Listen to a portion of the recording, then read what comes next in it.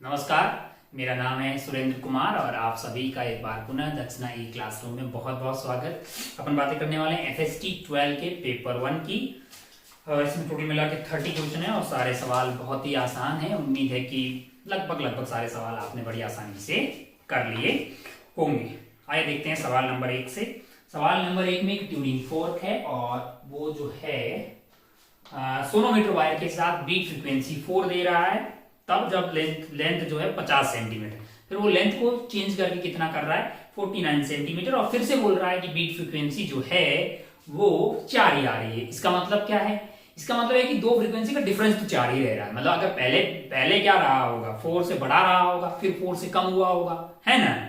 जैसे मान लीजिए कि भाई ट्यूनिंग फोर्क की फ्रीक्वेंसी f है, तो सोनोमीटर वायर की दो केस हो सकते हैं कि उसकी फ्रीक्वेंसी जो है या तो f+4 रही होगी या f-4 रही होगी, क्योंकि दोनों ही केस में आपके पास बीट फ्रीक्वेंसी कितना आ जाएगा, 4 आ जाएगा। अगर आप ध्यान से देखें, सोनोमीटर वायर के लिए मैं दोनों एंड से बंद रहता है, तो एन लूप के लिए n/2l/T/μ लिख सकता हूं। अगर आप ध्यान से देखें तो f/L कांस्टेंट आ रहा है।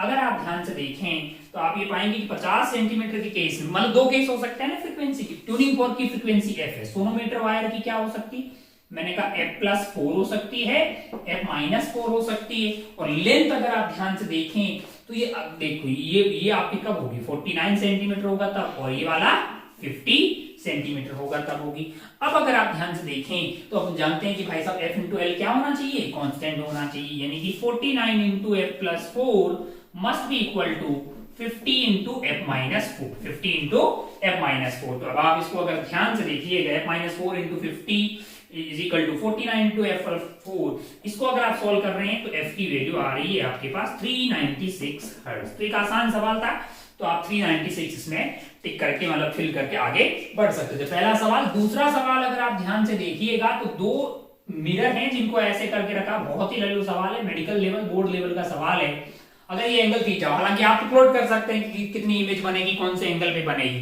360/थीटा कर दीजिए, सौभाग्य से आपको थीटा की वैल्यू 72 डिग्री दी गई है। तो अगर आपको नंबर ऑफ इमेजेस निकालनी है 360/72, जो कि आ रहा होगा 5। ये ऑड नंबर जब आता है, अगर ऑड नंबर आता है तो हम ये देखते हैं भाई सिमेट्रिकल है कि नहीं है। इस पर्टिकुलर केस में आपको बोला गया है कि जो ऑब्जेक्ट है वो बाइसेक्टर पे रखा हुआ है। अगर ऑब्जेक्ट जो है बाइसेक्टर पे रखा हुआ है तो सिमेट्रिकल वाला केस हुआ।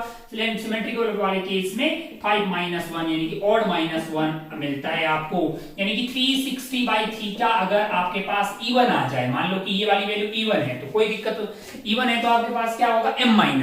इवन आ गया ये तो m-1। अगर ये m की वैल्यू ऑड होती तो यहाँ पे दो केस होते, अगर सिमेट्रिकल होता तो m-1 वरना m ही आती, और अगर ये मतलब जो है डेसिमल में कुछ आती, इंटीजर आती, तो क्या लेते, इंटीजर वाला पार्ट उसका ले लेते, मतलब है कि नहीं है। तो बहुत बढ़िया, बहुत शानदार। हो तो ये सेकंड वाला सवाल हो गया। हमारे पास ऑड आया 5।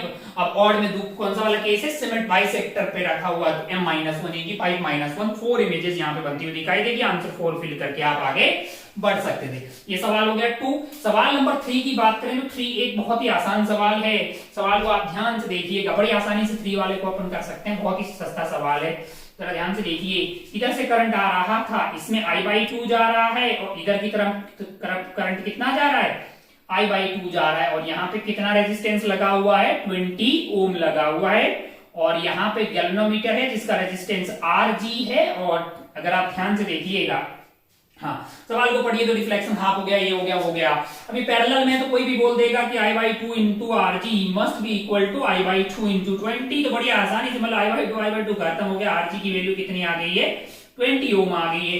तो 20 ओम जो है आप फिल करके आगे बढ़ सकते थे। लल्लू सवाल था। आइए आगे बढ़ते हैं सवाल नंबर 4 पे। क्या है, इन LR सर्किट है, अच्छा LR सर्किट है, XL की वैल्यू 3R दी हुई, बहुत बढ़िया। XC की वैल्यू अगर R ऐड कर दें तो पावर फैक्टर का आपको क्या पूछा गया है, रेशियो पूछा गया है। बड़ा ही सस्ता सवाल दिखाई दे रहा है, ये भी बड़ी आसानी से आप निकाल लेंगे भैया। पावर फैक्टर जो है वो आपका क्या होगा, R/Z होगा, तो वो Z पे डिपेंड करेगा। R की तो वैल्यू वही है ना भाई। Old and new power factor अगर आपको निकालना है cos⁻, कौन सा सवाल था भैया, सवाल number 4। Power factor is basically cos⁻, that is equal to R/Z। अगर आपको Z निकालना, और Z आपके पास क्या हो जाएगा, पहले आपके पास था मतलब पहले आपके पास क्या था, एक्सेल था ना, सिंपल ऐसा था, ये आर था और ये एक्सेल जो है, सॉरी ये एक्सेल जो है वो कितना दिया हुआ था सवाल में, एक्सेल आपको सवाल में दिया हुआ था 3R, ये कितना दिया हुआ था, 3R दिया हुआ था। फिर इसमें क्या ऐड कर रहे हैं, और देन इसके बाद जो है XC is equal to R added in series है, यानी दोबारा जाके अगर आप ध्यान से देखें तो ये R और ये C आ गया है, ये इसकी वैल्यू L है, मतलब R दी हुई है XC की वैल्यू, और ये 3R है और ये R है। बहुत बढ़िया भाई साहब, बहुत शानदार। अगर आप यहाँ पे Z की बात करेंगे, पावर फैक्टर का रेशियो लेना है आपको, पावर फैक्टर का रेशियो लेना है, तो वो उल्टा Z1 बाई, मतलब ये अगर Z1 है, इस वाले केस में Z1 आएगा, इस वाले केस में Z2 आएगा। तो अगर आपको Z1 बाई पावर फैक्टर 1/2 करना है तो Z2 बाई Z1 हो जाएगा। Z को निकालना होगा, मतलब अगर आप Z1 चाहिए तो क्या हो जाएगा, ये 3R का स्क्वायर प्लस R स्क्वायर हो जाएगा। और अगर Z2 चाहिए तो ये क्या हो जाएगा, 3R और R है, 3R इधर है, R नीचे, नेट क्या हो जाएगा 2R, तो 2R का स्क्वायर प्लस R स्क्वायर आ जाएगा। अब आप इन दोनों का रेशियो ले लीजिए, किसका किससे रेशियो लेना है आपको चाहिए, मतलब जो है सवाल को पढ़ लीजिए लास्ट में, रेशियो न्यू टू ओल्ड है, न्यू टू ओल्ड है, न्यू वाले का ऊपर मतलब Z1 बाई Z2 आ जाएगा। अरे भाई न्यू वाला मतलब P2 बाई P1 चाहिए तो Z1 बाई Z2 आ जाएगा, Z1 बाई Z2 आ जाएगा। तो ये वैल्यू देखिएगा आप, 9 प्लस 1 10 आ गया, √10, ये वाली वैल्यू √10 आ गई है। और ये वाली वैल्यू को अगर आप ध्यान से देखिएगा तो 4 प्लस 1 √5 हो गई है। तो अगर आप ध्यान से देखें तो ये लिखा हुआ है √2 इंटू √5, ये कार्यक्रम पूरा का पूरा क्या आ जाएगा, √2 आ जाएगा। ये कार्यक्रम अगर √2 आ जाएगा तो बहुत बढ़िया भाई साहब। √2 की वैल्यू कितनी होती है, 1.41 होती है, 1.41 आप फिल करके आगे बढ़ सकते थे। एक सस्ता सवाल है, आइए आगे बढ़ते हैं सवाल नंबर 4 के बाद सवाल नंबर 5 की तरफ। 5 एक लाइनर का सवाल है, अगर आप ध्यान से देखिए, after 5 half life percentage of original radio active material left है, एक हाफ लाइफ के बाद कितना हो जाता है, n0/2 हो जाता है, 2 के बाद 2 का स्क्वायर, तो 5 के बाद कितना हो जाएगा, बचा हुआ n is equal to n0/2 की पावर 5 आ जाएगी। आपको क्या निकालना है, बचा कुचा अपॉन टोटल का रेशियो निकालना है ना। तो यहां से n बाई n0 की वैल्यू आ गई 1/2 की पावर 5, परसेंटेज में चाहिए तो 100 से मल्टीप्लाई कर दो, परसेंटेज में चाहिए तो 100 में मल्टीप्लाई कर लो। तो ये अपना 2 की पावर 5 के कितना आ गया, 2 इंटू 8, अच्छा 32 आ गया क्या, हाँ 32 आ गया। तो ये 3 पॉइंट समथिंग आएगा। अगर आप इसको डिवाइड करेंगे तो ये आ रहा है आपके पास 3.125। एकदम सस्ता सवाल, बिल्कुल आप इसको सॉल्व करके आगे बढ़ सकते। सिमिलरली आप अगर आपका 6th वाला सवाल देखा जाए तो बहुत ही आसान है, बहुत ही आसान है। कैसे कि ये बिल्कुल डायोड का बहुत आसान सा सवाल है। इसमें क्या हो रहा है कि आपको 0.1 एम्पियर का जो है करंट इसमें जाता हुआ दिखाई दे रहा है, और यहाँ पे एक डायोड है जो कि फॉरवर्ड बायस्ड है, हाँ, और इसमें करंट जा रहा है 0.1 एम्पियर, और यहाँ पे क्या लगी हुई, एक बैटरिया लगी हुई है प्लस माइनस V वोल्टेज की, और उसके साथ रेजिस्टेंस है 20 ओम का, ठीक है भाई साहब। और इसका जो वोल्टेज है वो आपको 0.5 वोल्ट दिया हुआ है। Diode having potential difference of 0.5 volt across its junction which does not depend on current, it is connected in series with the resistance of 20 ohm across source, 0.1 current passes through the resistance, what is the voltage of the source. बहुत जल्दी भाई साहब, अगर आप ध्यान से देखें तो ये V है और ये 0.5, ये दोनों ऑपोजिट है, तो नेट आपके पास आ जाएगा V minus 0.5 divided by total resistance that is 20, और सवाल में करंट दिया हुआ है 0.1। अंधा आदमी भी सॉल्व कर लेगा, मतलब 20 इंटू 0.1 हो गया 2 प्लस 0.5, तो यहां से आपके पास जो V की वैल्यू है वो आपके पास 2.5 वोल्ट आती हुई दिखाई दे रही होगी। तो 2.5 वोल्ट आप जो है फिल करके आगे बढ़ सकते थे। आइए आगे बढ़ते हैं, ये सवाल नंबर 6 था। सवाल नंबर 7 पे चलते हैं। 7 कैलोरीमेट्री का एक सस्ता सा सवाल है, बड़ी आसानी से आप कर देंगे।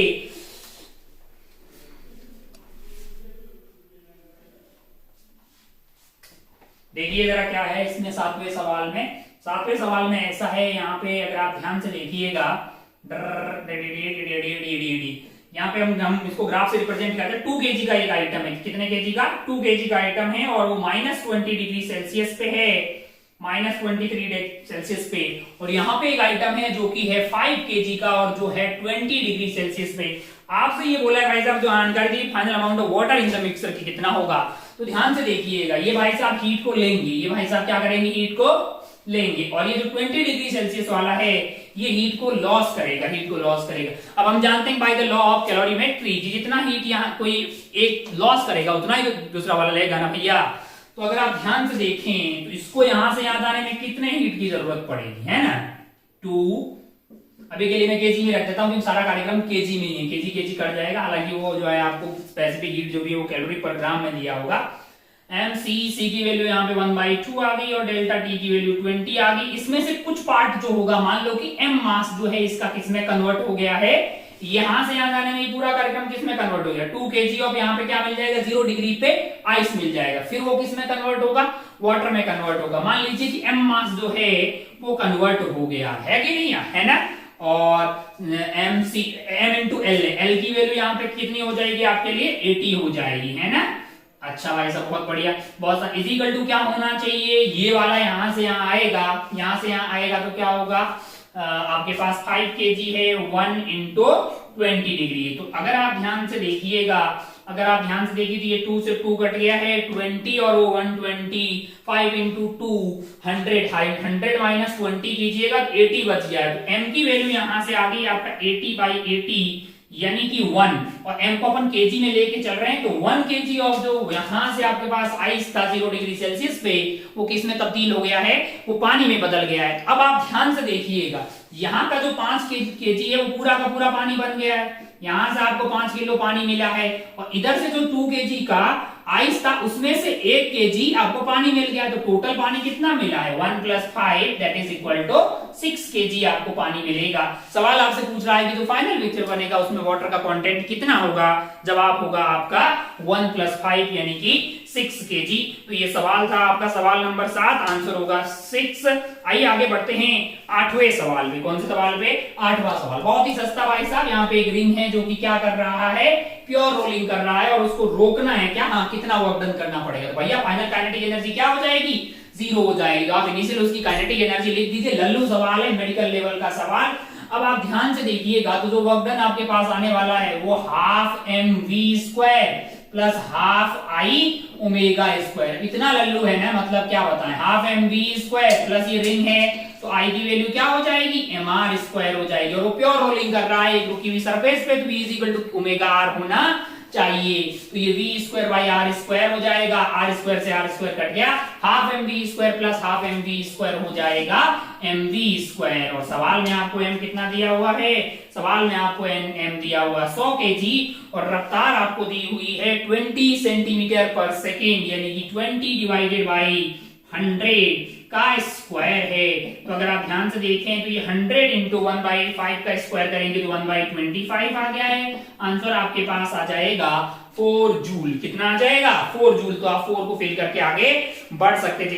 ध्यान से देखिएगा अगला सवाल 9वां, बहुत ही सस्ता है, बहुत ही सस्ता। अगर आपने सवाल को पढ़ा है, एक आइटम जो है यहाँ पे पेंडुलम है और इस पे मान लीजिए मास m है, इसको यहाँ पे कुछ रफ्तार दी गई जिससे क्या करेगा, ये सर्कुलर कंप्लीट कर रहा होगा। तो यहाँ पे जाते हुए इसकी रफ्तार क्या होगी, √g_L1 होगी, होगी कि नहीं होगी यार। मान लो ये वाली लेंथ L1 है तो इसका रेडियस आपके पास r = L1 आ जाएगा।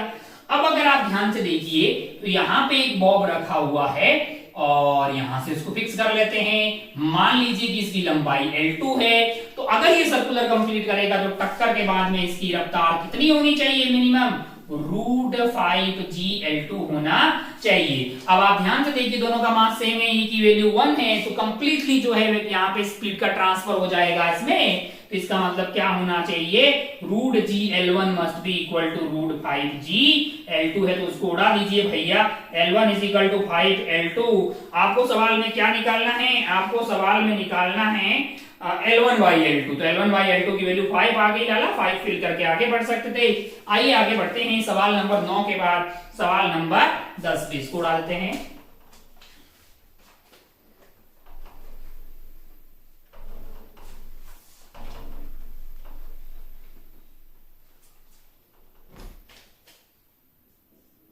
सवाल नंबर 10 देखिए, A circular rod of radius 1000 metre is banking at 45 degree, maximum safe speed निकालनी है। कार का मास दिया हुआ है, कोएफिशिएंट ऑफ फ्रिक्शन जो है टायर और रॉड के बीच का दिया हुआ है और आपसे पूछा गया कि मैक्सिमम सेफ स्पीड कितनी होगी। उम्मीद है कि आपको ये फॉर्मूला याद होगा, rg × μ + tan θ 1 - 1 minus mu tan theta, ये होती है ना मैक्सिमम सेट स्पीड। तो बस आपको आर दिया हुआ है सवाल में, आर दिया हुआ है सवाल में, रेडियस ऑफ कर्वेचर जो भी है, जी आपको पता है, म्यू आपको कितना दिया हुआ है 0.5 दिया हुआ है, और टेन थीटा 45 दिया। इस पूरी वैल्यू को आप रख दीजिए, तो ये वैल्यू सॉल्व करने पे आपको 172 मीटर पर सेकंड आता हुआ दिखाई दे रहा है। लल्लू सवाल है, मतलब बताते हुए शर्म आ रही है, वैल्यू आप रख दीजिए। अच्छा वो से 172 या इसको जब आप सॉल्व अरे इसको रख दीजिए तो आपको √3 आता हुआ दिखाई देगा, √3 इंटू 100, √3 इंटू 100 है ना, तो √3 को तो 1.73 लिखना चाहिए, 1.73 इंटू 100 आप करिएगा तो 173 होना चाहिए, 172 का है बोल रहा है, 173 कर देते हैं, रुकिए। हाँ आगे बढ़ते हैं भाई साहब लल्लू, आइए आगे बढ़ते हैं सवाल नंबर 11। सवाल नंबर 11 में बोल रहा है कि wave is travel in a medium with the particle displacement, मतलब एक वेव की इक्वेशन दी है और उसके बारे में कुछ सवाल पूछा गया है। सवाल में क्या जानकारी है जरा ध्यान से देखिएगा। आपको बोला गया है कि y is equal to a sine 2 pi bt minus 2 pi cx, ऐसा आपको इक्वेशन दिया। y is equal to a sine omega t minus kx। आपसे पूछा गया कि भाई साहब maximum particle velocity will be twice of the wave velocity. Maximum particle velocity यहाँ पे क्या हो जाएगी, ओमेगा इंटू ए हो जाएगी, जो कि किसकी है, डबल है। किसकी डबल है, पार्टिकल की। Maximum particle velocity will be twice the wave velocity, यानी ये डबल है तो वेव वेलोसिटी को 2 से मल्टीप्लाई कर लो। वेव वेलोसिटी तो ओमेगा बाई के होती है, ओमेगा से ओमेगा को मल्टीप्लाई कर दीजिएगा तो a इंटू के की वैल्यू आपके पास क्या आ जाएगी, 2 आ जाएगी। a की वैल्यू यहाँ पे a है और k की वैल्यू अगर आप ध्यान से देखिएगा तो वो है 2 pi c that is equal to 2। तो 2 ने 2 की यहां से बत्तियां गुल करती है तो आपके पास c की वैल्यू यहां से 1 अपॉन पाई a आ जाएगी। c की वैल्यू यहां से 1 अपॉन पाई a आ जाएगी, जो कि आपको ऑप्शन 1 में दिखाई देगा। इसको टिक करके आप आगे बढ़ सकते थे। आइए आगे बढ़ते हैं सवाल नंबर 12 पे। क्या है सवाल नंबर 12? सवाल नंबर 12 आपको फर्स्ट मैक्सिमा और सेंट्रल मैक्सिमा के बीच का एंगल निकालने का बोल रहा है। तो फर्स्ट मैक्सिमा आपको यहां से कितनी दूरी पर होगी, ये थीटा ही तो पूछ रहा है ना, ये डी हो गया है, और वो ये आपका हो गया क्या, first central maxima, first minima और फर्स्ट ब्राइट, यानी कि यहाँ पे होगा आपका फर्स्ट ब्राइट, ये हो गया फर्स्ट डार्क। तो ये वैल्यू तो होगी 3 बीटा यानी कि 3/2, ये बीटा हो गया, बीटा बाई 2 बोला, तो ये हो गया लैम्डा डी बाई डी, है ना, ये और ये डी है तो टेन थीटा, यानी थीटा बहुत स्मॉल है तो डी से डी डिवाइड कर दीजिए, 3 lambda by 2, 3 lambda by 2d है कि नहीं है, तो 3/2। और आप क्या कर दीजिए भाई, थीटा बहुत स्मॉल है तो टेन थीटा को अपन ने थीटा ही लिख दिया है, लैम्डा बाई डी। लैम्डा की वैल्यू कितना दिया हुआ लाला, लैम्डा की वैल्यू आपको दिया हुआ है 5890 इंटू 10 की पावर माइनस 10 डिवाइडेड बाय आपको डी दिया हुआ है। डी की वैल्यू कितनी भैया 0.25 इंटू 10 की पावर माइनस 3। इस राइतो को आप सोल्व कर रहे हैं तो ये 5.340 इंटू 10 की पावर माइनस 3 आता हुआ दिखाई दे रहा है, यानी इतना रेडियन आपके पास जो है एंगल आ जाएगा। एकदम रद्दी सवाल। आइए आगे बढ़ते हैं, आगे बढ़ते हैं भाई साहब। अब आप ध्यान से देखिए 13 वाला सवाल भी वेव ऑप्टिक्स का ही है और एकदम सस्ता सवाल है, जरा ध्यान से देखिए क्या है 13 वाला सवाल। सवाल नंबर 13 आप देखिएगा, सवाल है कि जो है आप एक स्लैब अटका रहे हैं ना, इस तरह का आईडीएससी का सवाल है कि यहाँ पे आपने क्या लगा दिया है, central fringe of interference pattern produce by light of wavelength this and this shift to fourth dark पे पहुंच गया है। कहां पे आप अगर यहाँ पे स्लैब लगा देंगे, आप अगर यहाँ पे स्लैब लगा देंगे तो क्या होगा, ये एक्स्ट्रा चल जाएगा, तो आप ऊपर की तरफ उसको शिफ्ट कर दीजिएगा। यहाँ कहीं आपके पास जो है सेंट्रल मतलब जो है मैक्सिमम ऊपर शिफ्ट हो जाएगा। अब वो काम वो बोल रहा है, वो आपको बोल रहा है कि भैया मतलब फोर्थ डार्क की जगह पहुंच गया है, फोर्थ डार्क की जगह। इसके कारण कितना डिफरेंस आएगा, डेल्टा एक्स है ना, म्यू माइनस 1 इंटू टी आएगा। और फोर्थ डार्क जो है, पहला डार्क आपका लेमडा डी बाई डी पे आता है, फोर्थ कहां आएगा 0.5, 1.5, 2.5, 3.5, यानी कि 7/2 लेमडा पे। अगर डेल्टा एक्स की वैल्यू ये हो जाए, होती तो वहां पे होता ना, अब यहाँ तो डेल्टा एक्स 0 हुआ है, वो तो तब होती जब इन दोनों के कारण आता, लेकिन ये भाई साहब के कारण कितना एक्स्ट्रा आया ना, तो ये अगर mu minus 1 into T 7 lambda by 2 के बराबर हो जाए, अगर ऐसा हो जाए तो यहाँ पे डेल्टा एक्स क्या हो जाएगा, 0 हो जाएगा। डेल्टा एक्स अगर 0 हो जाएगा तो सेंट्रल मैक्सिमा यहीं पे हुआ ना लाला। अच्छा बहुत बढ़िया। तो अब अगर आप ध्यान से देखिए तो आपसे क्या पूछा गया है, यहाँ पे आपको टी पूछा गया, क्या पूछा गया है, टी पूछा गया है। तो टी की वैल्यू हो जाएगी 7 लैम्डा बाई 2 म्यू माइनस 1 है, 7 lambda divided by 2 mu minus 1 है। 7 की वैल्यू ठीक है 7 बाई 2 हो गया। लैम्डा की वैल्यू आपको सवाल में दी हुई है 600 एंगस्ट्रॉन, यानी कि ये नहीं 600 6000 है इंटू 10 की power minus 10 upon mu minus 1। Mu की वैल्यू आपको कितनी दी हुई 1.5 माइनस 1 यानी कि 1/2 आ जाएगा। तो यहाँ से 2 से 2 की बत्तियां गुल हो जाएगी। 7 6 4.2 इंटू ये 4.2 इंटू अगर आपको यहाँ से 4 कर देने हैं तो 10 की पावर माइनस 6 आ जाएगा। 10 की पावर माइनस 6 को माइक्रोमीटर ले लिख सकते हैं, यानी कि ये आपका 4.2 माइक्रोमीटर आ जाएगा। सवाल समझ गए। इसकी वजह से जो एक्स्ट्रा पाथ आया है इन दोनों में ये ज्यादा हो जाता, लेकिन ये स्लैब की वजह से इतना ज्यादा चल गया, दोनों का डेल्टा एक्स वहां पे 0 हो गया बराबर करके। उसमें क्या है मतलब बहुत ही आसान सस्ता सवाल है। आइए आगे बढ़ते हैं सवाल नंबर 14 पे। सवाल number 14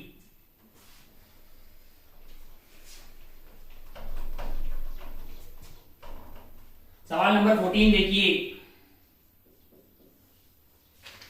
transparent media A and B boundaries है, स्पीड दी हुई, किसी भी मीडियम में स्पीड दी हुई, म्यू निकालना होगा तो आप क्या करेंगे, आप जानते हैं भैया v is equal to c by mu होता है। तो mu is equal to c by v, मतलब जो है v is equal to c by mu है। तो अगर आपको क्या चाहिए भाई, हम किसी भी मीडियम में स्पीड निकालना होता है सी बाई म्यू कर देते हैं। अगर हमें म्यू चाहिए तो हम क्या कर देंगे, सी बाई वी कर देंगे, सी बाई वी कर देंगे। तो अगर आप ध्यान से देखिए two transparent medium A and B separated, speed of light in medium A is this, यानी कि म्यू ए आपके लिए कितना आने वाला है, वो आ जाएगा 3 इंटू 10 की पावर 8 डिवाइडेड बाई वी।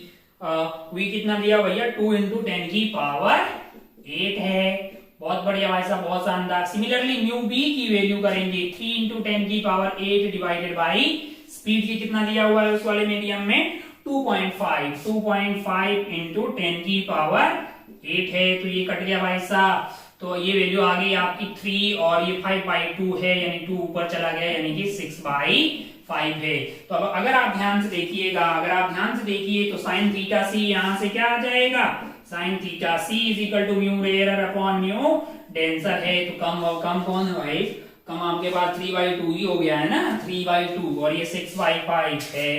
तो ये वैल्यू तो ज्यादा हो गई, तो ये 6/5 डिवाइडेड बाई 3/2 है।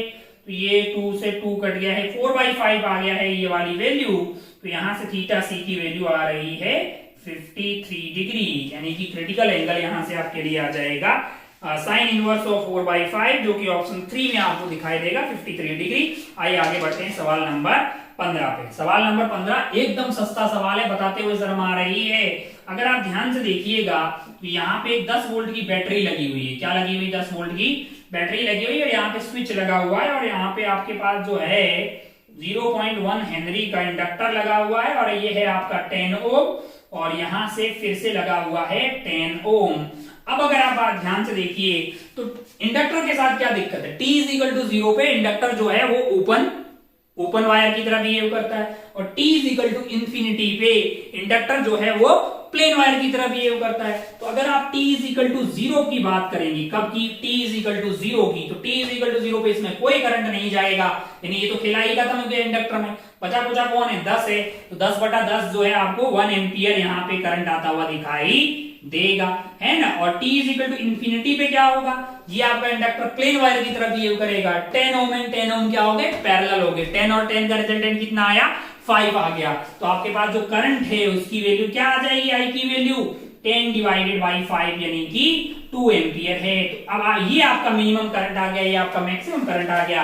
आपको डिफरेंस पूछा है 2 - 1 इज इक्वल टू 1 है, तो 1 आप फिल करके आगे बढ़ जाइए, जो कि ऑप्शन 3 में है। आइए आगे बढ़ते हैं 16 वाले सवाल पे। कौन से सवाल पे, 16 वाले सवाल पे। इसको डालते हैं टक टक टक। सवाल नंबर 16 देखिए जरा, क्या है सवाल नंबर 16। सवाल नंबर 16 में आपको electron having kinetic energy t is moving in a circular orbit of radius r perpendicular to uniform magnetic induction if the kinetic energy double then magnetic induction को ट्रिपल कर दिया है। भैया आप क्या जानते हैं कि r इज इक्वल टू क्या होता है, mv अपॉन qb। इसको अपन क्या लिख सकते हैं, under root of 2 into kinetic energy divided by q b हो गया है। तो अगर आप ध्यान से देखें तो 2 इंटू एम है, काइनेटिक एनर्जी कितनी दी हुई थी, टी दी हुई थी, क्यू बी है। नया अगर आप आर डैश की बात करेंगे तो वो 2m काइनेटिक एनर्जी की कितना किया जा रहा है, दोबारा डबल कर दे रहा है, तो 2t हो जाएगा। और मैग्नेटिक फील्ड जो है वो 3 टाइम किया जा रहा है, क्या किया जा रहा है, 3 टाइम किया जा रहा है। दोनों का रेशियो ले लीजिए भैया, r divided by r dash है, r divided by r dash है, तो यहां से क्या आ जाएगा आपके लिए, ये कट जाएगा, ये कट जाएगा, और क्या करना, आर डैश बाई आर निकालना है। हाँ, आर डैश बाई आर निकाल दीजिए, r dash divided by r निकालेंगे तो यही एक्स्ट्रा जो है आपके पास कार्यक्रम क्या आ जाएगा, ऊपर से √2 आ जाएगा, नीचे से 3 आ जाएगा, तो ये तो √2 डिवाइडेड बाई 3 आ गया। अच्छा, इसी बात को अपन लिख सकते हैं √2 बाई 9। तो देख लीजिए R dash is equal to √2 by 9 into R आ गया है। ये आपको ऑप्शन जो है, जो भी है ऑप्शन नंबर 3 में दिखाई देगा। बहुत ही लल्लू सवाल बताते हुए सर हमारी, आइए आगे बढ़ते हैं 17 वाले सवाल पे। 16 के बाद आगे बढ़ते हैं 17 वाले सवाल पे। क्या है, जरा 17 वाला सवाल देखिए। 17 वाले सवाल में आपको दिया हुआ है कैपेसिटर, जिसको पहले आपने चार्ज किया है V वोल्ट की बैटरी से, तो भाई साहब चार्ज आने वाला है total CV n minus CV। अब आपने एक्सटर्नली इसको क्या दिया है, Q चार्ज दिया है कि नहीं। अच्छा, ये CV और CV क्या कहां थे, यहाँ था plus plus plus plus plus plus plus, और नेट चार्ज क्या था इनका, 0 था ना भैया। तो बाहर की तरफ तो क्या आता है, नेट टोटल का डिवाइड बाई 2 है, तो यहाँ 0 0 आया होगा। अब आपने इसको चार्ज दे दिया Q, तो ओवरऑल इन प्लेट का नेट चार्ज आपके पास क्या हो गया है, Q हो गया है। बाहर की तरफ क्या आएगा, मैंने कहा Q बाई 2। यहाँ तो CV ऑलरेडी था, तो CV प्लस Q बाई 2 आ गया। टोटल तो आपने Q दिया है रे, Q by 2 plus Q by 2, Q हो गया। CV ऑलरेडी था, CV प्लस Q टोटल हो जाना चाहिए। और यहाँ पे अगर आप ध्यान से देखें कि भाई चार्ज ही नहीं था, मतलब नेट मतलब माइनस CV था, और ये Q बाई 2 एक्स्ट्रा इधर आ गया, यहाँ पे माइनस Q बाई 2 आया होगा, तो यहाँ का टोटल चार्ज हो गया minus of CV minus of Q by 2। अब आप ध्यान से देखें तो यहाँ पे इलेक्ट्रिक फील्ड में कंट्रीब्यूशन इस वाले के कारण होगा, यानी कि आप जानते हैं कि Q is equal to CV। अपने को निकालना क्या, पोटेंशियल डिफरेंस निकालना, delta V is equal to Q by C, और Q होता है पॉजिटिव प्लेट के अंदर वाला चार्ज, जो कि है आपके लिए CV plus Q by 2 divided by C। यहाँ से V से V कट गया, Q डिवाइडेड बाई 2C आपको आता हुआ दिखाई देगा। V plus Q by 2C, V plus Q by 2C जो है वो आपको ऑप्शन नंबर 3 में दिखाई देगा, है ना। तो ये टिक करके आप आगे बढ़ जाइए भाई साहब। ये 17 हो गया है। आइए आगे बढ़ते हैं 18 वाले सवाल पे। 17 के बाद आगे बढ़ते हैं 18 वाले सवाल पे। क्या है, जरा ध्यान से देखिए इस 18 वाले सवाल को, लल्लू सवाल है, जरा ध्यान से देखिए। यहाँ पे एक 6 वोल्ट की बैटरी लगा रखी है, और क्या है भाई साहब, यहाँ पे एक 3 ओम का रेजिस्टर लगा रखा है, और यहाँ पे एक 1 ओम का रेजिस्टर लगा रखा है, यहाँ पे 2 ओम का रेजिस्टर लगा रखा है, और यहाँ पे है 3 ओम का रेजिस्टर। यहाँ पे लगी हुई है 9 वोल्ट की बैटरी। अब आप ध्यान से देखिएगा, हाँ अपने को क्या निकालना है, जरा ध्यान से देखिए। मान लिया मैंने कि यहाँ का पोटेंशियल x है, मान लिया यहाँ का पोटेंशियल क्या है, x है, तो यहाँ का 0 मान लिया, वहां का यहाँ x मान लेते हैं या y मान लेते हैं, x और y निकाल लो, और x और y निकल गया तो भैया मतलब इसमें करंट पूछा है ना, तो x माइनस 0 डिवाइडेड बाई 1 है। अब आप नहीं लगा सकते, x और y लिख ही सकते हैं यार। यहाँ का 0 हो गया तो यहाँ का 6 हो गया, तो इसमें करंट आएगा, मतलब जो है यहाँ का पोटेंशियल आपको 6 वोल्ट मिल गया। अगर आपको x को बहुत बड़ा मान लो, यहाँ पे जंक्शन लगा दो, ओहो x minus 0 divided by 1 plus x minus 6 divided by 3 plus x minus y divided by 3 must be equal to 1 है। यहाँ से एक रिश्ता आ जाएगा। क्या किया है मैंने, यहाँ पे अलजेब्रिक सम करंट का 0 किया है। सिमिलरली अपन जो है अगर आप ध्यान से देखिएगा, अगर आप देखिए तो आप यहाँ पे भी तो 0 कर सकते हैं ना, यहाँ पे भी 0 कर दीजिए। यहाँ का y है, यहाँ का y है, तो यहाँ का क्या हो जाएगा, अगर आप ध्यान से देखें, यहाँ का x है, यहाँ पे y है, तो यहाँ पे आपके पास क्या आ जाएगा, यहाँ पे 9 प्लस y आ जाएगा। क्या आ जाएगा, 9 प्लस y आ जाएगा। तो अगर आप ध्यान से देखें तो मतलब कहीं से भी कुछ भी कर, इस वाले पॉइंट पे मैंने 0 किया, आप इस वाले पॉइंट पे 0 कर दीजिए, इस वाले पॉइंट पे 0। मान लीजिए कि करंट ऐसे आ रहा है, ऐसा आ रहा है, तो 9 plus y divided by 2 plus x minus 0 is x by 1 plus यहां से कितना करंट जाएगा, यहां से आपके पास करंट जाएगा x minus six divided by 3 is equal to 0। ये दो इक्वेशन अपन बना सकते हैं। इन दोनों इक्वेशन को अगर आप सॉल्व कीजिएगा, सॉल्व करते हो x और y में, जब सॉल्व कर रहा हूं तो मुझे x की वैल्यू क्या मिल रही है, x की वैल्यू मिल रही है 3/23। 3/23 मिल जाएगा, तो ये 1 ओम है ना। ये क्या है, ये 1 ओम है। तो मतलब जो है, तो x डिवाइडेड बाई 1 करोगे उतना ही करंट आ जाएगा। 3/23 करंट आ रहा है, लल्लू सवाल है। और यहाँ 0 माना था, ये पॉजिटिव आ गया, तो करंट ऐसे ही जा रहा होगा। और 3/23 को रेशियो ले रहे हैं तो कितनी वैल्यू आ रही है, 3/23 की वैल्यू आ रही है आपके लिए 3/23 को सॉल्व करने पे ये 0.13 आ रहा है, 0.13 आ रहा है। तो ये आपका आंसर हो जाएगा। आइए आगे बढ़ते हैं सवाल नंबर 19 की तरफ।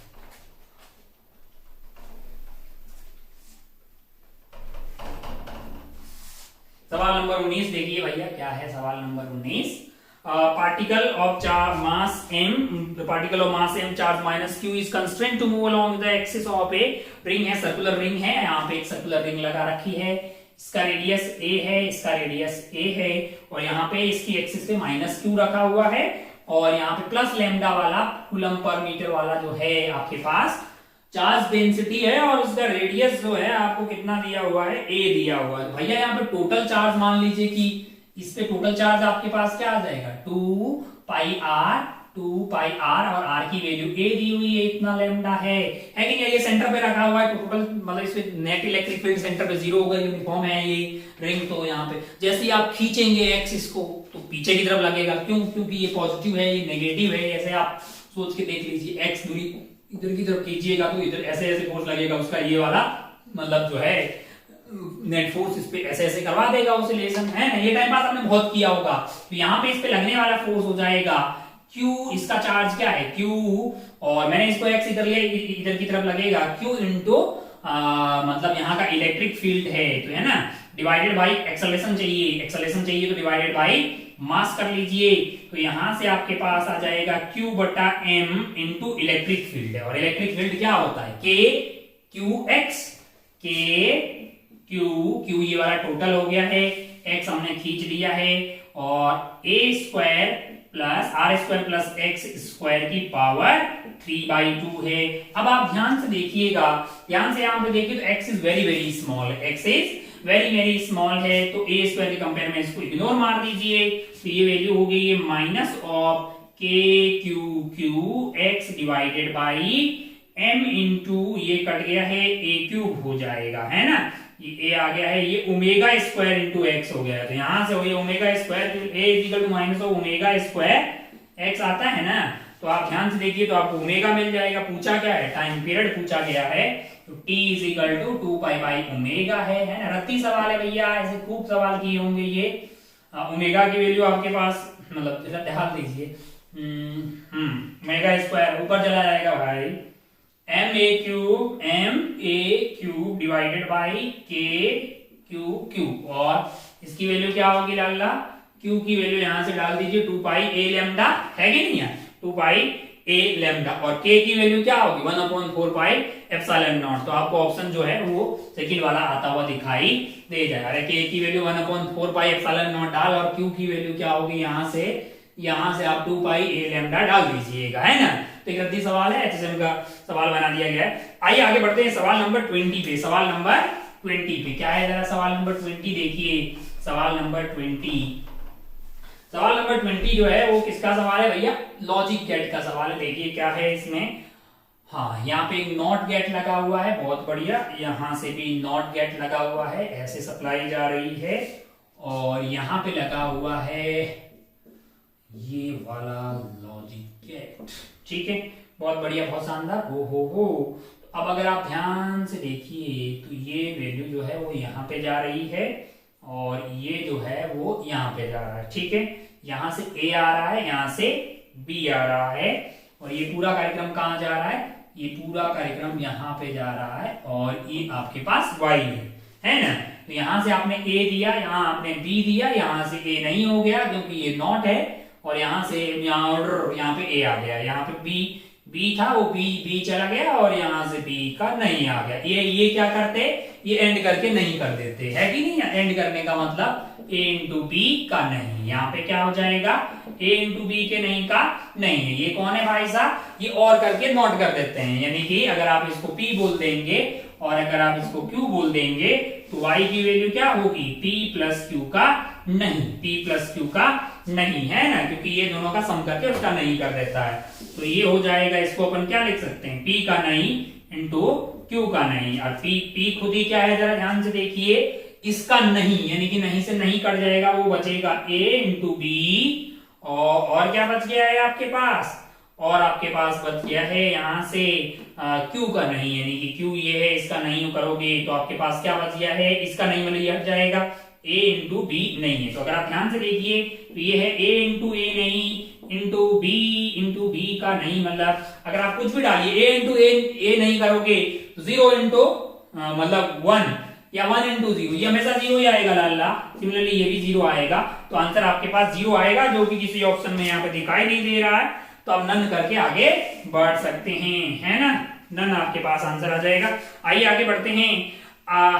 21 एकदम रद्दी सवाल 21। अगर आप ध्यान से देखिए, अगर आप मास एक्शन लॉ जानते हैं, कौन सा मास एक्शन लॉ है, कहां पढ़ा होगा आपने, सेमीकंडक्टर जब पढ़ा होगा, जब ऑब्वियसली इसको बताई गई है, ne into nh is equal to ni का स्क्वायर है। सौभाग्य से सवाल में एनआई दिया हुआ है, एनआई की वैल्यू कितनी दी है, जरा ध्यान से देखिए, एनआई इज इक्वल टू 10 की पावर 15 दिया हुआ है, और यहाँ पे जो है गैलियम को ऐड किया जा रहा है, जो कि कैसा है, मतलब पी टाइप की इंप्योरिटी है ना, पी टाइप की इंप्योरिटी, यानी होल के नंबर आपको दे दिए गए हैं, एन होल्स जो है वो कितने दिए हुए हैं आपको, 10 की पावर 21 हो गया है। अब आपको क्या निकालना है, एन ही निकालना है, इलेक्ट्रॉन की कॉन्सेंट्रेशन, तो इसका स्क्वायर यानी कि 10 की पावर 15 30 हो गया अल्लाह, डिवाइडेड बाय 10 की पावर 21, ये 10 की पावर 9 आ गया है, क्या आ गया है, 10 की पावर 9 आ गया। ये अपना एन ऑफ ई आ जाएगा मीटर क्यूब में, तो ऑप्शन 3 हो जाएगा। आइए आगे बढ़ते हैं, लल्लू सवाल था, जस्ट आपको मास एक्शन लॉ पता होता तो आप कर लेते। आइए बढ़ते हैं सवाल नंबर 22 के बाद, 21 के बाद में 22 क्या है, जरा ध्यान से देखिए।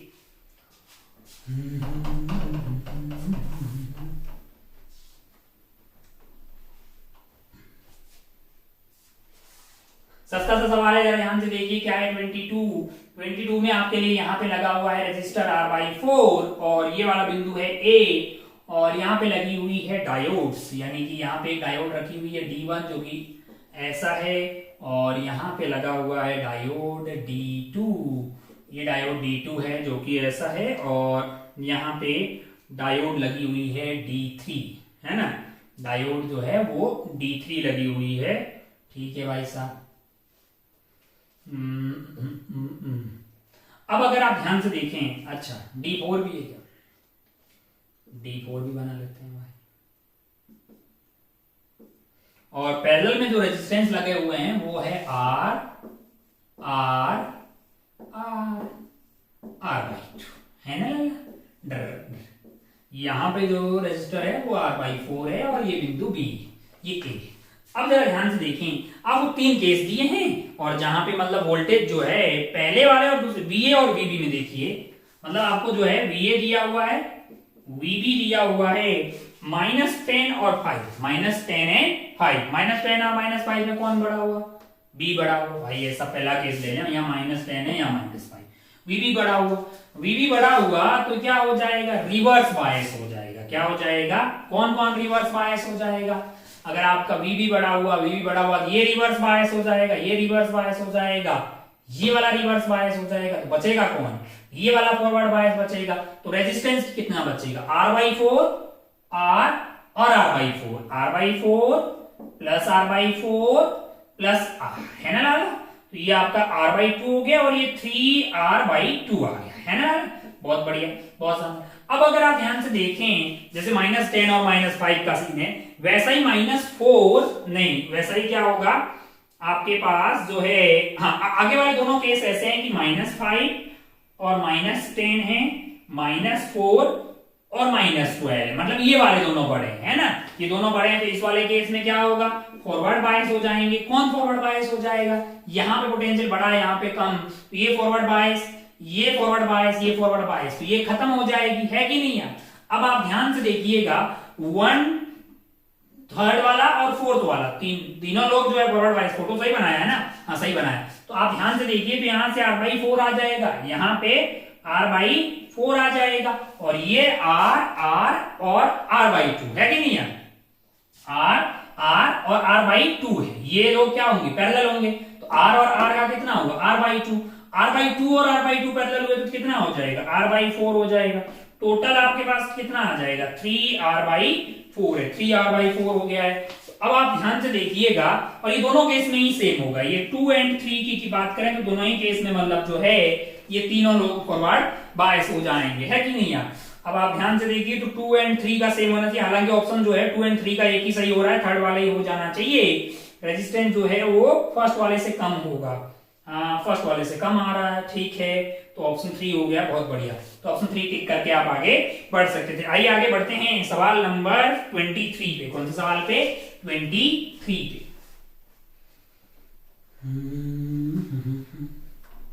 सवाल नंबर 23 की अगर बात करेंगे तो यहाँ पे आपको ग्राफ दिया हुआ है ln जो है, यहाँ ln में क्या दिया हुआ है, n0/n वर्सेस t का कर्व दिया हुआ है, n0/n वर्सेस t का कर्व दिया हुआ है, और वो कर्व ऐसा है। यहाँ पे ये एंगल जो है आपका 45 डिग्री, ये वाला एंगल क्या है, 45 डिग्री है इनका। बहुत बढ़िया भाई साहब, बहुत ही शानदार। ओ हो।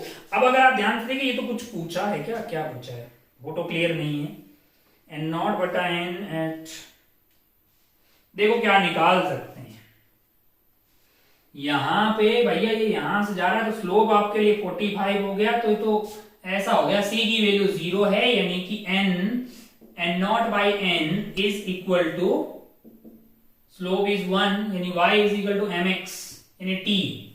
तो n0/n is equal to e⁻t आ गया लाला, है ना। आपको क्या पूछा है, पता नहीं, कुछ पूछा, मान लो कि n0/n पूछे, सवाल तो क्लियर नहीं, इसको चेंज कर सकते हैं। t की वैल्यू देके मान लो आपको बोले t की वैल्यू कितनी है, 2.7772, इसको चेंज करना होगा 2 तो उसकी वैल्यू को यहाँ पे डाल दीजिए, n0/n is equal to e⁻2.772, है ना। अगर आपको ये रेशियो पूछा हो, सवाल को चेंज करेंगे कि रेशियो निकालने होते हैं, तो आपके पास जो है ये मतलब e⁻2.77 is almost equal to आ जाएगा 15.999, जो कि ऑलमोस्ट इक्वल टू 16 आ जाएगा। अब अगर ऐसा हुआ है तो n0/n का ये वैल्यू हो जाएगा आपके लिए 16। आपको क्या निकालना है, यहां से मैं क्या निकाल सकता हूं, मैंने कहा n/n0 का ये रेशियो आ जाएगा 1/16। अगर सवाल में पूछे कि भैया ये तो बच्चे को पूछेगा रेशियो है, अगर ऐसा सवाल बनाए इसको मैं चेंज करूं तो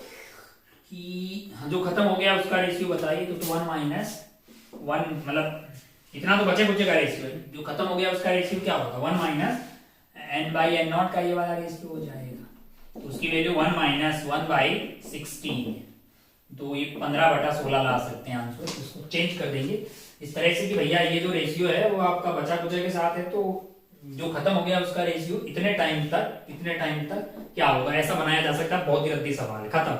आइए आगे बढ़ते हैं, कुछ भी नहीं। आइए आगे बढ़ते हैं सवाल नंबर 24 पे। 24 भी ऐसा ही है, 24 सवाल नंबर 24 जरा ध्यान से देखिए। 24 में क्या दिया हुआ है, जरा ध्यान से देखिए। एक पीवी कर्व दिया हुआ है, क्या दिया हुआ है, एक पीवी कर्व दिया हुआ है, और आपसे क्या पूछा गया है, ये भी एकदम खत्म केस है। ये ए है, ये बी है, ये सी है, ये ए से बी तक जा रहा है, बी से सी तक, और सी से ए तक यहाँ पे जा रहा है। यहाँ पे 10 आपको नहीं, यहाँ पे प्रेशर दिया हुआ है, यहाँ पे वॉल्यूम दी हुई है, और यहाँ पे 10 एटीएम का मतलब 10 पास्कल का प्रेशर लग रहा है। वॉल्यूम जो है वो 1 से चेंज होकर 2 तक जा रही है, यानी यहाँ 1 है, यहाँ 2 है। इसका वर्कडन देखेंगे ना, तो 10 × 2 - 1, यानी कि 10 × 2 - 1 is 1 is equal to 10 joule का वर्कडन आ जाएगा। बी से सी में देखेंगे वॉल्यूम कांस्टेंट है, यानी कि 0 जूल का वर्कडन आएगा। अब आप ध्यान से देखिए, तो delta q is equal to delta u plus delta डब्ल्यू, डेल्टा यू की वैल्यू 0 होगी। अब ये सवाल आपसे बोल रहा है कि भाई साहब टोटल हीट सप्लाई जो है वो 5 जूल आपने की है। अगर ये आपने 5 जूल की है तो वर्कडन भी 5 ही आना चाहिए, क्योंकि डेल्टा यू साइक्लिक प्रोसेस में 0 होता है। तो यहां से यहां तक का 10 आ गया है, 10 + 0 प्लस वर्कडन फ्रॉम C2A कितना आना चाहिए वर्क डन फ्रॉम C2A -5 आना चाहिए, -5 जूल। मतलब क्या पूछ रहा है, बहुत ही आसान, -5 जूल है ना। ये इसमें सारे सवाल आपके सही होने चाहिए, मतलब 30/30।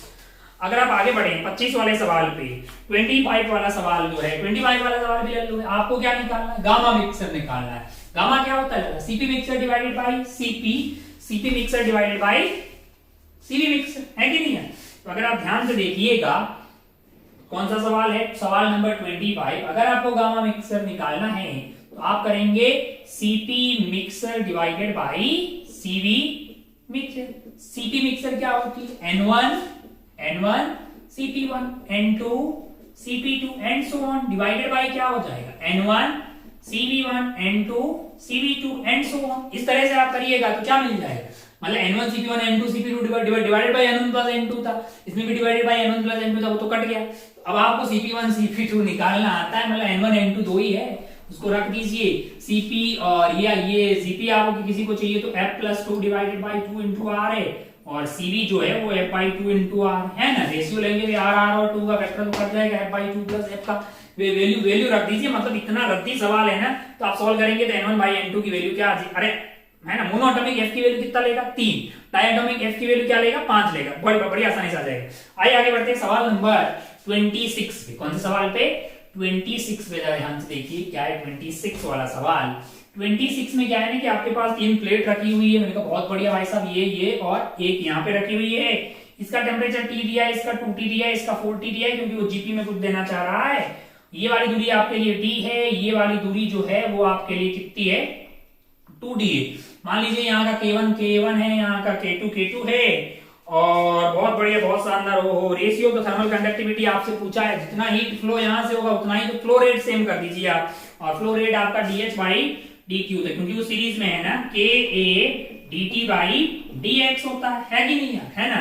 तो अगर आप ध्यान से देखिए तो यहाँ पे आ जाएगा K1 इंटू A, dt कितना हो जाएगा, यहाँ पे अगर आप ध्यान से देखिए तो 2t माइनस टी लेंथ कितना है आपके पास, d है, और यहां से क्या आ जाएगा K2 into A 4t minus 2t divided by आपके पास क्या आ जाएगा, t आ जाएगा। A से A बच गया, D से D बच गया। अब आप ध्यान से देखिए तो K1 into 2t minus t, और यहां से क्या आ गया है आपके लिए 2t माइनस 2t इज 2, तो K2 इंटू t आ गया है। यहाँ से K1/K2 की वैल्यू 1 ही आ गई भाई, हाँ तो 1 ही है। K1/K2 is equal to 1।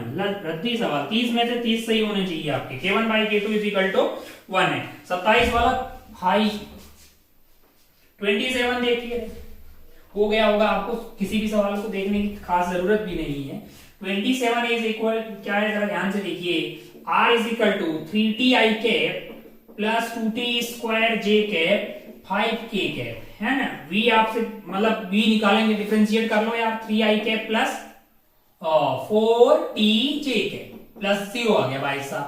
कितना टाइम पूछा है, 1 सेकेंड पे, तो 1 डाल दीजिए यहाँ पे, 3i cap plus 4j cap, ला ये j कैप हो गया, ये i कैप हो गया, है कि नहीं। i में कितना 3, j में कितना 4, थीटा की कितना आ गया 4/3, है कि नहीं यार। तो मतलब यहाँ 4/3 आ गया x एक्सिस से 5 मीटर पर second at angle of tan inverse of 4/3 from x axis है, जो कि आपको ऑप्शन 1 में दिखाई देगा। बड़ी आसानी से आप टिक करके आगे बढ़ सकते थे। आइए आगे बढ़ते हैं सवाल नंबर 28 पे। 28 मतलब इतना थू सवाल है। यहाँ पे मास m है, जिसको आपने रफ्तार दी है 100 मीटर पर सेकेंड, और ये आपके पास एंगल जो है वो 60 डिग्री है ना। अब आप ध्यान से देखिएगा तो टॉप मोस्ट पॉइंट पे ये फट रहा है 3 इक्वल पार्ट में, और इसकी रफ्तार जो है वो 100 को 60 डिग्री यानी 50 रही होगी। हॉरिजॉन्टल में रफ्तार कितनी रही होगी 50, फटने से पहले इसकी रफ्तार कितनी रही होगी 100 की, कितने 200 से भाग रहा है, अरे ये 200 है, तो ये वाली रफ्तार कितनी रही होगी 100 रही होगी, फटने से पहले इसकी रफ्तार 100 है। अब भाई बोल रहा है 3 पार्ट में, एक पार्ट ऊपर उड़ गया, मास भी सेम है m/3 ऐसा ही है ना, 3 इक्वल पार्ट से 100 तो कैंसिल आउट हो गया, m/3 इंटू 100 बचा कुचा m/3 तो इधर ही जा रहा होगा। रफ्तार v कर लो, v डैश कर लो, तो क्या होना चाहिए pi is equal to p final horizontal direction m into 100 must be equal to m/3 into v dash आथू। v डैश की वैल्यू कितनी आ गई 300 मीटर पर सेकंड, 300 मीटर पर सेकेंड, 300 मीटर पर सेकेंड आपने नहीं टिक किया तो लानत है, मतलब होना ही चाहिए ये वाला सवाल। 29 में अगर आप ध्यान से देखिएगा 29 क्या है, इतना लल्लू है ना। u की वैल्यू आपको दी हुई है, u की वैल्यू आपको दी हुई है 20 है। आप जानते हैं भैया f की वैल्यू क्या होती, minus of du by D X I के minus of du by D Y J के minus of du by D Z के कैप। अब आप इसको डिफरेंशिएट कर दीजिए x के रेस्पेक्ट में, तो ये वैल्यू आ जाएगी माइनस ऑफ 20 x का डिफरेंशिएशन हो गया, मतलब x की पावर -1 का माइनस आगे चला गया x स्क्वायर आई कैप आ गया, y के रेस्पेक्ट में डिफरेंशिएट करेगा, ये होता है ना भाई f is equal to minus of dy dx, ये तो पता ही है। इसको डिफरेंशिएट करिएगा तो ये 20, मतलब जब y के रेस्पेक्ट में डिफरेंशिएट करेंगे तो x और z कांस्टेंट हो जाएगा, तो 20z/x j के, और फिर जो है z के रेस्पेक्ट में कर दीजिए तो ये 20y/x के देख लीजिए भाई ऐसा ऑप्शन कौन सा है, सेकंड वाले में -20। हाँ तो सेकंड टिक करके आप आगे बढ़ दीजिए। ये था आपका 29। आइए बढ़ते हैं लास्ट एंड फाइनल सवाल 30 पे। 30 पे तो बताने की जरूरत नहीं, नाम लिखना भी बेकार होगा इसका। यहां देख लीजिए, मतलब लाला कितना सिंपल सवाल है 30, देख लो। यहां पे अगर आप ध्यान से देखिए, एक मास m है जिसको यहां अच्छा मतलब जस्ट स्विंग कर ले वैसी रफ्तार दी हुई है। ओहो, ये बिंदु जो है वो B है, ये बिंदु D है, ये बिंदु A। पार्टिकल मास है attach with string of length L length की स्ट्रिंग है भैया, उससे पार्टिकल को बांध रखा moving in vertical circle if the particle is just looping without slacking the string VB and VD are the speed at the position. Just swing कर रहा भैया, यहाँ पे रफ्तार हो जाएगी आपकी √5GL, यहाँ पे √3GL, यहाँ पे कितनी थी √GL है कि नहीं है। तो कहाँ की रफ्तार सबसे ज्यादा हुई VB, फिर D, फिर A, ठीक है। पहला टेंशन इन द स्ट्रिंग है D पे FDD बनाएंगे तो लाला इधर की तरफ T लग रहा होगा, इधर mv²/L लग रहा होगा, v² यही है ना। तो mv² इज 3GL/L यानी कि 3G आ जाएगा, 3mg के बराबर आएगा। मैंने कहा ठीक है। VD is 3√2 ऑल ऑफ भैया 4 टिक करके आगे बढ़िए। इस पेपर के जो 30 सवाल हैं आपसे मतलब 30/30 है ना, 30 के 30 सवाल सही होने चाहिए। अगर सवाल ही सही मतलब सही से टाइप किया हो सब कुछ 30 आउट ऑफ 30 मतलब आपके 25 प्लस तो सवाल सही होने ही चाहिए। अगर आप सही से टाइम उनको देते तो बड़ी आसानी से आपसे हो जाएंगे सारे के सारे सवाल है। पेपर 1 में कोई खास डिफिकल्टी नहीं थी, मतलब डिफिकल्टी वाइज देखा जाए तो ये बहुत इजी सवाल, इजी पेपर माना जाएगा। बाकी आप तो मतलब कैलकुलेशन मिस्टेक या जो भी मिस्टेक हुई है आप उसका एनालिसिस कीजिए। दोबारा मिलते हैं अपन FST 12 के पेपर 2 के डिस्कशन के साथ। जय हिंद, जय भारत, टेक केयर, बाय।